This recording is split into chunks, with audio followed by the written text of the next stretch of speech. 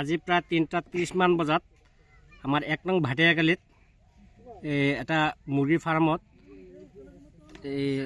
আকস্মিকভাৱে জুই লাগে। এই কথাখিনি আমাক পোনযোগে জনায়। তাৰপিছত আমি আমবাগান আৰক্ষীক জনাওঁ। আমবাগান আৰক্ষীয়ে 4:10 মান বজাত আহি পায়। আহি পেলাই এই জুইখন নুমাই দিয়ে। ইয়াত 1758খন মুৰ্গীৰ পোৱালি আছিলে। এই চবখিনি নষ্ট হৈছে আৰু ঘৰ দুৱাৰ যি আছিলে সব বিনষ্ট হৈছে।